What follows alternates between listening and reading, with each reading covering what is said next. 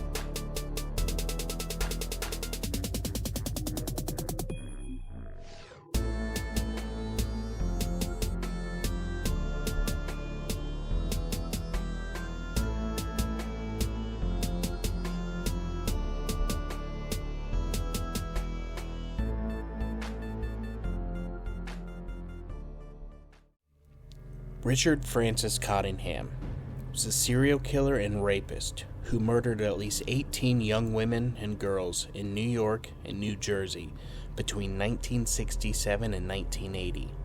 He was nicknamed by media as the New York Ripper, the Torso Killer, and the Times Square Killer, since he was convicted of 3 murders that occurred there that included mutilation. Cottingham's confirmed killings resulted in 9 convictions and a further 8 confessions under non-prosecution agreements, leading to him serving multiple life sentences in New Jersey prisons. In 2009, decades after his first 5 murder convictions, Cottingham told a journalist that he had committed at least 80 perfect murders of women in various regions of the United States. Richard Cottingham was born on November 25th, 1946, in the Mott Haven neighborhood of the Bronx in New York City, the first of 4 children. In 1948, Cottingham's family moved to Dunmont, New Jersey, and in 1956 to Rivervale, New Jersey, where he began his fascination with bondage pornography. According to Richard, the whole idea of bondage had aroused and fascinated him since he was very young. He had a close relationship with his mother growing up, but reportedly had difficulty making friends as a teenager. In 1964, he graduated from Pascack Valley High School in Hillsdale, New Jersey. His graduation yearbook stated that Richard was a member of the school's cross-country and track team. After graduation, he worked for Metropolitan Life, where his father was a vice president, starting in the mailroom at the firm's Manhattan headquarters, and eventually became a mainframe computer operator upon taking computer courses. In October of 1966, he became a computer operator for the Blue Cross Blue Shield Association, where he worked until his 1980 arrest.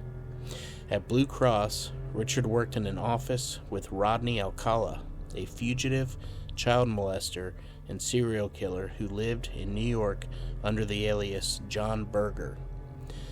Neither man claimed to have been aware of the other, nor is there any evidence that they were familiar with each other prior to their respective arrests. On May 3, 1970, Richard was married at Our Lady of Lourdes Church in Queens Village. He had 3 children, 2 boys and a girl, with his wife. In April of 1978, Richard's wife filed for divorce on the grounds of abandonment and mental cruelty, citing refusing to have sex with her after the birth of their third child, staying out until early morning, and leaving her with insufficient household funds. His wife withdrew the petition upon his arrest in May of 1980, then completed the divorce after his 1981 conviction. Richard was arrested on several lesser charges throughout his killing spree. Police were not aware of his murders at the time, nor were they aware that a serial killer was active in the tri-state area. On October 3, 1969, Richard was charged and convicted of drunk driving in New York City and was fined $50. On August 21, 1972, he was charged and convicted of shoplifting at a Stearns department store in Prampus, New Jersey, and was sentenced to pay a $50 fine or 10 days in jail.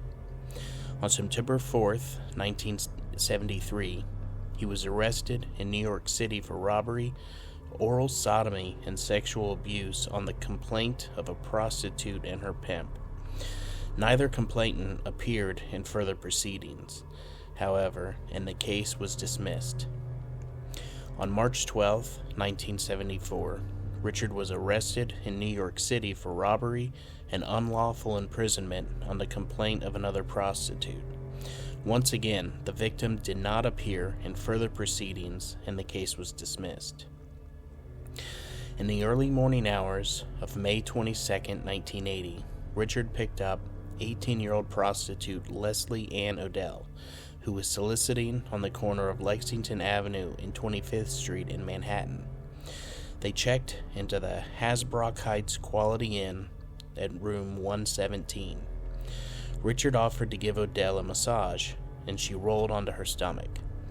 Straddling her back, he drew a knife and he put it to her throat as he snapped a pair of handcuffs on her wrists. He began torturing her, nearly biting off one of her nipples. She later testified that he said, "You have to take it. The other girls did. You have to take it too. You're a whore and you have to be punished." At one point, Odell reached under the bed for a fake gun that Richard had threatened her with, thinking that it was real, and attempted to shoot him with it. When it did not fire, Richard came at her with the knife, and she screamed, "Oh God, no!" The screams brought motel employees to the room, and they summoned the police. Richard was arrested in the hallway at gunpoint.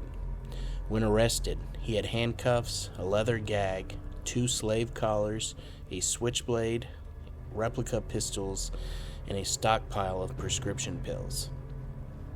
The charges listed in Richard's New Jersey indictment included kidnapping, attempted murder, aggravated assault with a deadly weapon, aggravated sexual assault while armed, aggravated sexual assault while armed for rape and sodomy, aggravated sexual assault while armed fellatio, possession of a weapon, and possession of controlled substances. In April 1978, after his wife had initiated divorce proceedings, she kept a locked room in a basement apartment of the house in which they lived in Lodi, New Jersey. Following his 1980 arrest, police found in the locked room and in the trunk of his car personal effects which they traced to several of his victims. During his 1981 trial, 3 additional surviving abduction rape victims testified along with Odell against Richard in court, claiming that they had also been sexually abused and tortured by him. 2 of his victims, Susan Geiger and Karen Schilt, identified Richard in a police lineup. He was ultimately convicted in 3 of the cases and acquitted in 1. 22-year-old pregnant waitress Karen Schilt met Richard at 9 p.m. on March 22, 1978. Schilt had exited a 3rd Avenue bar and made her way back to her apartment. She was then picked up by Richard and driven down Route 80 in New Jersey after being forced to ingest sleeping pills. Near the Ledgewood Terrace apartments, in a parking lot, a patrolman had discovered her motionless body the following morning. She had been sexually assaulted by Richard, who then abandoned her in a sewer with her breasts and genitalia exposed.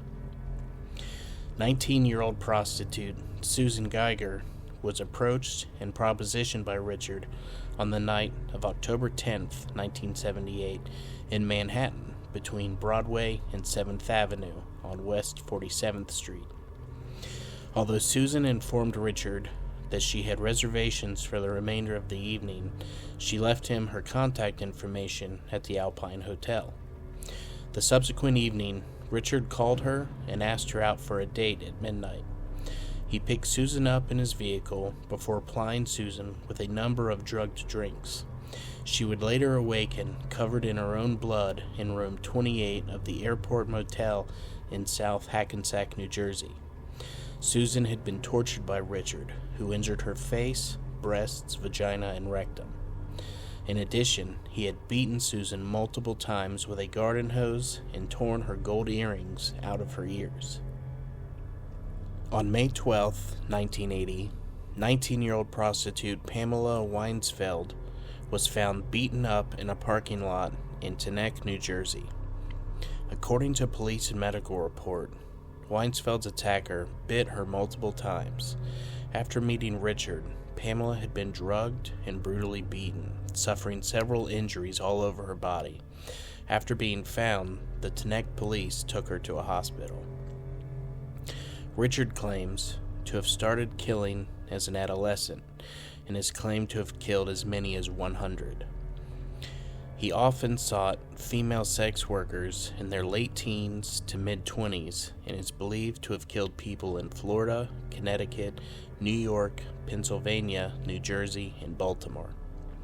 He would approach his victims in bars, drug them, take them to a remote location, and would bind, gag, torture, and stab them before killing them by strangulation or asphyxiation.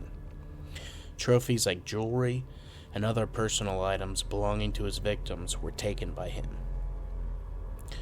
Over the course of two separate New Jersey trials in 1981 and 1982, Richard was convicted in 3 non-fatal assaults, Schilt, Geiger, and Odell, and the murders of 2 women, Mary Ann Carr and Valerie Street, which occurred in Hasbrook Heights, New Jersey.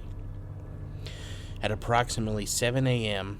on the morning of December 16, 1977, the body of X-ray technologist Mary Ann Carr was found between a parked van and a chain-link fence in Little Ferry, New Jersey. She was still wearing her white nurse's uniform, but her shoes were missing. Carr was last seen on December 15th in the parking lot of the Ledgewood Terrace apartments, which Richard and his wife had previously resided in. Richard kidnapped her from the apartment complex and took her to a Quality Inn in Hasbrook Heights, New Jersey. Once she was inside, Richard beat, bit, slashed, and raped her. She had been restrained and then strangled with a ligature. Afterward, Richard dumped her in the parking lot of the Quality Inn, not far from the Ledgewood Terrace apartments. Carr exhibited handcuff-related bruises on her wrists and ankles, as well as remnants of adhesive tape on her mouth. Richard was convicted of her murder on October 12, 1982. On May 5, 1980, the body of Valerie Ann Street, 19, a sex worker, was found by a motel worker at the same Quality Inn where Richard had dumped Carr's body in Hasbrook Heights, New Jersey. Using an alias, Street checked into room 132 with Richard, who stuffed her body under the bed for housekeeping to find. Investigators discovered Street handcuffed and with 2 ligature marks on her throat. They also determined that she had been gagged with white adhesive tape. Street had bite marks on her breasts in addition to being bitten all over her body and head. She also had numerous minor knife incisions on her breasts. One fingerprint belonging to Richard was recovered from the ratchet mechanism of the handcuffs left behind on her. He was convicted of her murder on June 12, 1981. In a single 1984 trial, Richard was convicted in the deaths of 3 additional women, which occurred in New York City between 1979 and 1980. Richard was convicted of their murders on July 9, 1984. Staff at the Travelodge Motor Inn in New York City made a call to the nearby fire department on December 2, 1979 at around 9 a.m. The call was made as a result of the personnel discovering significant smoke inside of room 417. A Do Not Disturb sign was hanging from the door latch of the room, which had been rented by Carl Wilson since November 29, 1979. 2 naked female bodies were discovered by the firefighters on 2 different beds. Prior to their deaths, the women were brutalized and their murderer burned their bodies. Both women's hands had been severed and the killer had also beheaded them. The missing body parts were never found. A later autopsy revealed that both women had been tortured and sexually assaulted while still alive for several days. Dida Gudarazi, I butchered that name, an Iranian immigrant who worked as a prostitute, was identified shortly afterward. The other victim remains unidentified and is estimated to be aged between 16 and 22. She is referred to as Manhattan Jane Doe. In a 2009 interview, Richard admitted to the murders and claimed that he severed the heads and hands of the victims to prevent their identification, as he was acquainted with Gudarazi and had been seen with her in a bar the night before. Marianne Jean Rayner was discovered on May 15, 1980, at the Seville Hotel in New York City. Investigators discovered that Rayner's attacker had cut her throat and removed both of her breasts. The murderer had left the breasts on the headboard of the bed. Rayner's body had also been set on fire as part of the perpetrator's attempt to get rid of evidence. After his initial convictions, Richard pled his innocence and for decades insisted that he had been framed, until admitting in 2009 that he had actually perpetrated the 5 homicides. In 2000, a detective in the Bergen County Prosecutor's Office, Robert Ancelotti, was tasked with reviewing a series of cold cases from the 1960s and 70s. Ancelotti believed that Richard, quote, "between his history and the suspicions of detectives that came before me, could be responsible for one or more of those crimes, and so began to interview Richard from 2003. In 2010, Richard pled guilty to a 1967 murder. Then, in exchange for immunity from prosecution, starting in 2014, Richard confessed to murdering 3 teenage females between 1968 and 1969. The BCPO exceptionally closed the 3 cold case murders with agreement from the victims' families and evidence corroborating the confessions, but for several years kept this secret from the public to keep Richard talking about other cases. In December of 2019, forensic historian and author Pete Vronsky, on the eve of publishing the revelation in his 2nd edition of Serial Killers, The Method and Madness of Monsters, publicized the confessions with the BCPO's cooperation. Ancelotti and the BCPO subsequently confirmed the exceptional closures of the 3 murders. In April 2021, Richard confessed to an unsolved 1974 double homicide in Montevideo, one of New Jersey's most notorious cold cases. The confession was extracted by Ancelotti weeks before his retirement and was facilitated by Vronsky and by Jennifer Wise, the daughter of Dita Gudurazi, one of Richard's later victims. Vronsky and Wise had been meeting with Richard in prison since the spring of 2017, counseling him to make the confession. In March of 2023, Ancelotti elicited another confession from Richard, the murder of a 17-year-old who had vanished in January of 1967. Marianne Della Sala, 17, disappeared at the end of her shift at 9 p.m. on January 24, 1967, from a ShopRite store in Hackensack, New Jersey. Her body was found 3 months later on April 20th in the Passaic River in Hawthorne, New Jersey. She had been strangled. Police concluded that she was killed elsewhere and then thrown into the river. There was no sign of sexual assault. Nancy Shiva Vogel, 29, a married mother of two, was found dead in her automobile, bound and naked, in Ridgefield Park, New Jersey, on October 30th, 1967.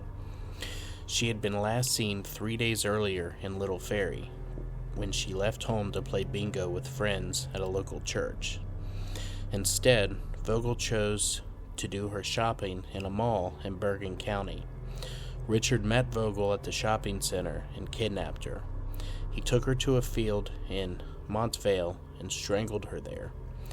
Vogel and Richard were acquaintances, and he was convicted of her murder on August 25, 2010. Jacqueline Lee Harp, 13, vanished on July 17, 1968, in Midland Park, New Jersey, after she failed to come home from band rehearsal at her school.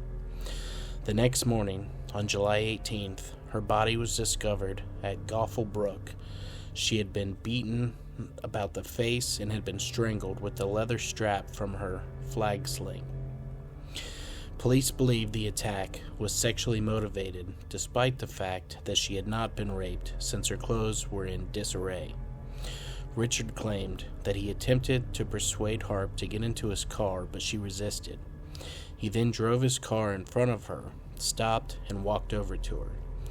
Richard caught up to Harp despite her attempts to flee, dragged her into a cluster of bushes, and killed her. Irene Blaze, 18, was reported missing on April 7, 1969. On April 8th, she was discovered face down in 4 feet of water in Saddle River, New Jersey, strangled with the chain from a crucifix she was wearing.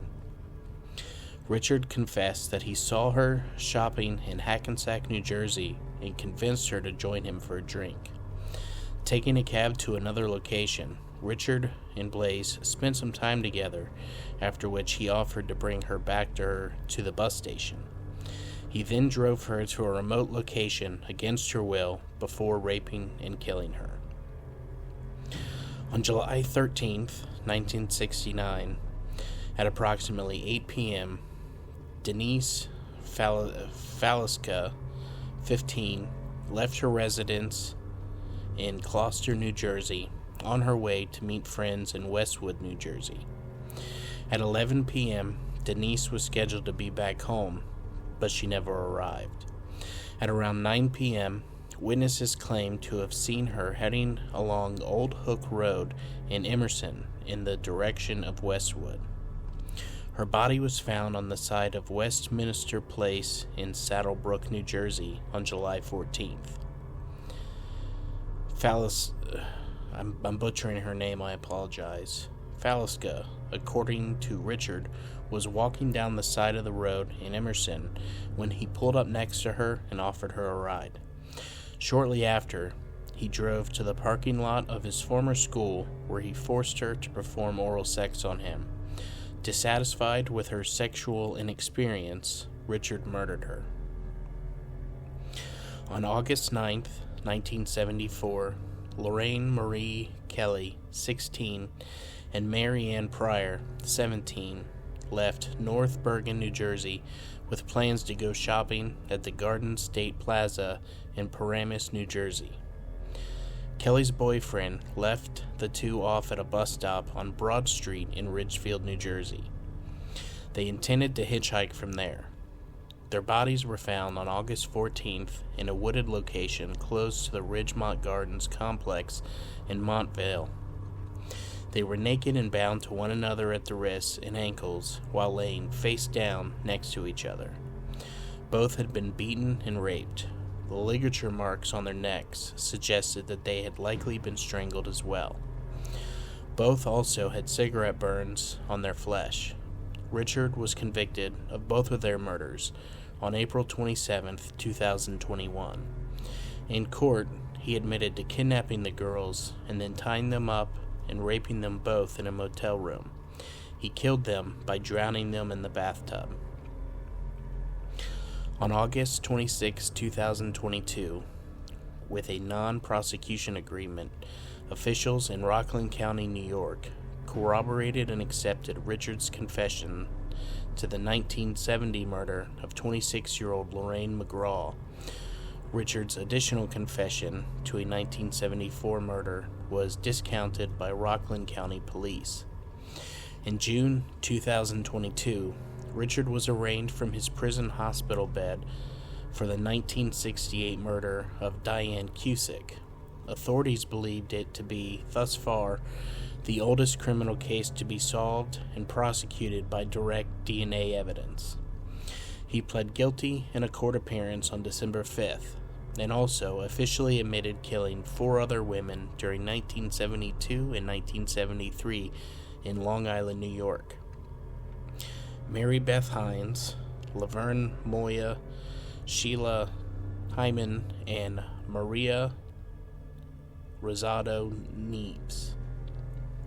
Diane Martin Cusick, 23, a Long Island dance teacher, was found dead on February 16, 1968, in the back seat of her car, a 1961 Plymouth Valiant, outside of the Green Acres Mall in Valley Stream, New York, with adhesive tape around her mouth and neck. She had been beaten, raped, and strangled. Her hands had defense wounds. DNA from semen discovered at the crime scene was extracted, and it matched a sample retrieved from Richard. Near the Green Acres Mall, there was a drive-in theater that Richard frequently visited.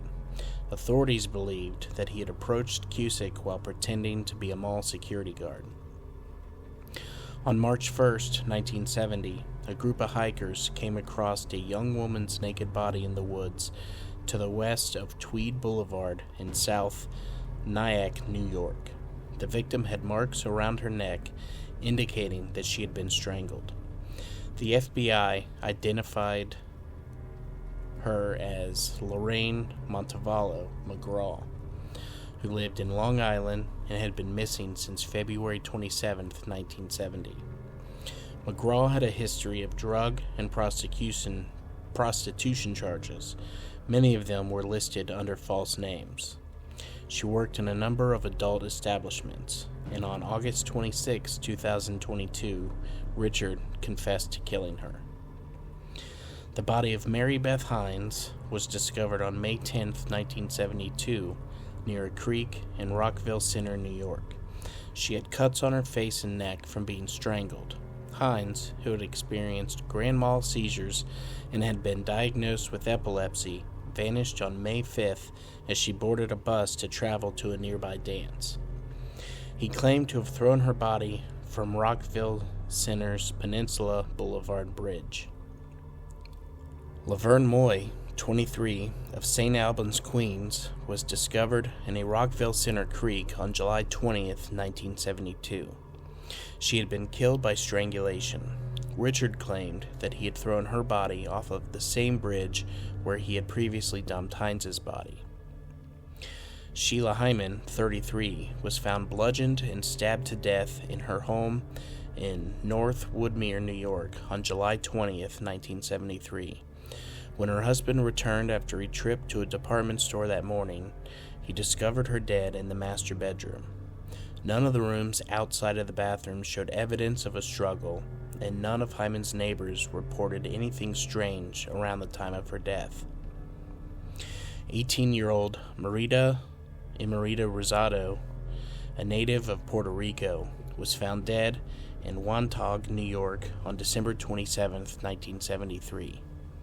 She was found strangled to death in a weeded area close to a bus stop on Ocean Parkway. She was discovered by park maintenance personnel wrapped in a gray blanket and covered in plastic bags. On October 7, 1974, the 15-year-old Lisa Thomas left her home and walked to the Nanuet Mall at 3:30 p.m., intending to buy a blouse. About 700 feet from their New York home, Thomas's body was found by her father the following morning in the woods behind the mall. Thomas was blindfolded with a crimson rag that she had in her purse, and her head had been bashed in. Thomas had not been sexually assaulted. On August 26, 2022, Richard admitted to killing both her and McGraw. Despite his confession, the investigation into her death is still ongoing, and he was not charged with the crime. This is because authorities did not agree with or take Richard's statements regarding Thomas seriously. Richard's case had been discussed in several books and documentaries on serial killers, two focused entirely on him: Rod Leith's The Prostitute Murders, The People vs. Richard Cottingham, and Crime Scene, The Times Square Killer. He was also featured in a 2-hour special of People magazine investigates entitled The Times Square Killer. Richard's subsequent prison confession to cold case murders were the focus of the 2-part Torso Killer Confessions.